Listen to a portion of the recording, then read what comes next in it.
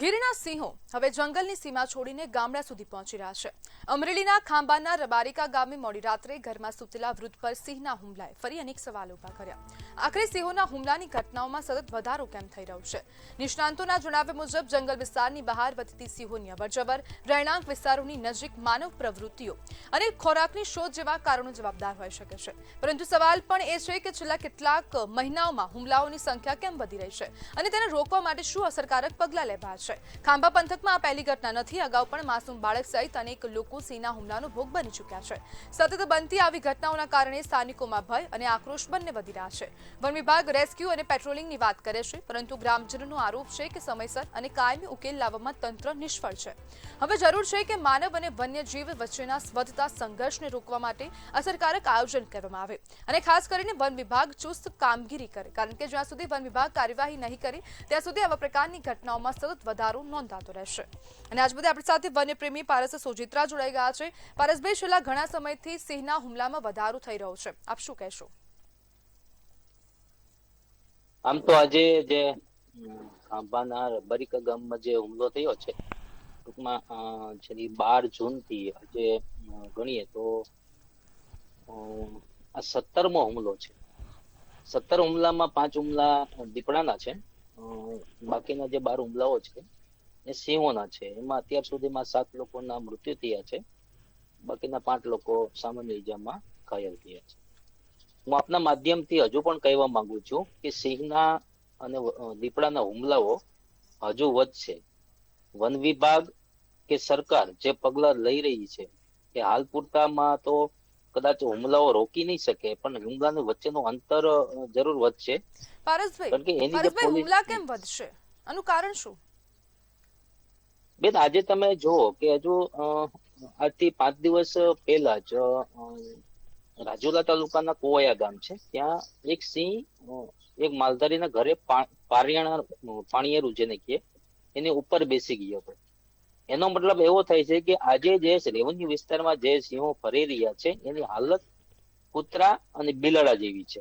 આના જે હુમલાઓ છે, એની રહેવાની, રખડવાની, બેસવાની જે પેટર્ન છે એ સાવ એટલે સાવ કૂતરા મીંદડા જેવી છે। કદાચ એવું મને લાગે છે કે કૂતરું અને બિલાડું આના સંપર્કમાં સિંહ આવ્યો છે તો કદાચ એને ફોલો કરે છે, બાકી આવી રીતના સિંહો હોતા નથી અને ક્યારે પણ મેન તમે ક્યારે જોયા નથી કે આવી રીતની જગ્યા પર બેસી જતા હોય સિંહો।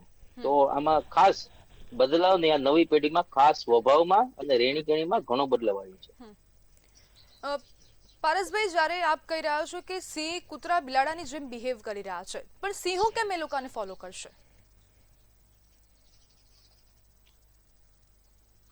શું સમજો નહીં? પારસભાઈ, આપ કહી રહ્યા છો કે કૂતરા બિલાડાની જેમ સિંહ બિહેવ કરી રહ્યા છે, પણ સિંહ કેમ કૂતરા બિલાડાને ફોલો કરશે? તે તેમની પેટર્ન કેમ અપનાવશે? સીધું છે બેન, જ્યારે સિંહ જંગલમાં હતો તો એની સામે કોણ હતું? ખાસ તો હરણ હતા, ચિત્તલ હતા, નીલગાય હતી, બીજા વાંદરાઓ હતા, અવનવા જે જંગલ પૂરતા સીમિત છે એવા જ પ્રાણીઓ હતા। તો આજે રેવન્યુ વિસ્તારમાં એને નવા ખાસ કરીને માણસો, ગાય, ભેંસ, ઘેટા, બકરા, કૂતરા, બિલાડા આની વચ્ચે આવીને રે છે, જેનું રહેઠાણ બનાવ્યું છે। તો ખાસ કરીને પ્રાણીઓ એકબીજાના સંપર્કમાં આવે તો એકબીજાના ફોલો કરતા હોય છે। તો આ જે ચેન્જિંગ, જે બદલાવ આવ્યો છે એનું હું મુખ્ય કારણ એવું માનું છું કે એને એક નવો વિસ્તાર, નવો એરિયો, નવા જીવોની વચ્ચે એનો જન્મ થયો છે, તો ખાસ કરીને આ ફોલો કરશે જ। પરેશભાઈ, આપણે ભૂલ કરી સિંહોને માણસોની વચ્ચે લાવીને? બહુ મોટી ભૂલ કરી છે। તંત્રને રિયલાઇઝ થવું જોઈએ હવે?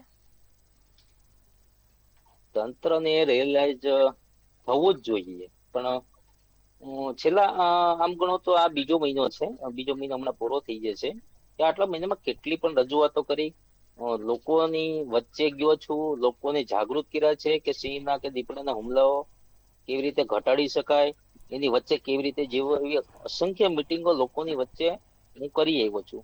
ખરી રીતે આ જે ફરજ છે એ વનતંત્રની છે, એને લોકો વચ્ચે જવું જોઈએ। સિંહ શું છે, દીપડો શું છે, એની રહેણી કહેણી કેવી છે, એનો સ્વભાવ કે એના વિશે જ્ઞાન આપવું જોઈએ, માહિતીઓ આપવી જોઈએ। પણ આ વનતંત્રની જે કામગીરી છે એ અમારા જેવા લોકોએ કરવી પડે છે। પરેશભાઈ, આપણું ગુજરાતનું વન વિભાગ સિંહોના મામલે હવે નિષ્ફળ રહ્યું છે અથવા તો નબળું છે? નબળું તો પહેલેથી છે અને હાલ પૂરતું તો એ નિષ્ફળ પણ છે. હમણાં અઠવાડિયા પહેલા સરકાર વન મંત્રી દ્વારા જાહેરાત થઈ હતી કે અમે એક્શન પ્લાન બનાવ્યો છે. પણ એક્શન પ્લાન શું છે? એક્શન પ્લાનમાં એમ કે છે સીસીટીવી ની સંખ્યા વધારશું. સીસીટીવી ની સંખ્યા વધારે સિંહ કે દીપડાના હુમલાઓ રોકી શકાતા નથી. તો માત્ર વન વિભાગ અને કદાચ સરકાર પોતાના સ્વ બચાવ માટે આવા નિવેદનો આપે છે. કામગીરી જે સચોટ કરવાની છે સચોટ કામગીરી થતી નથી અને થવાની પણ નથી. હું એવું માનું છું કે ગુજરાતની અને ખાસ કરીને કે ગીર ફોરેસ્ટ છે એમાં માત્ર 300 સિંહો રહી શકે એટલી ક્ષમતા છે. 600 સિંહો છે જે વધારાના છે. હજુ કહું છું આપણી ગુજરાતની શાન છે અને ભારત દેશની શાન બનાવવાનો સમય હવે આવી ચુક્યો છે.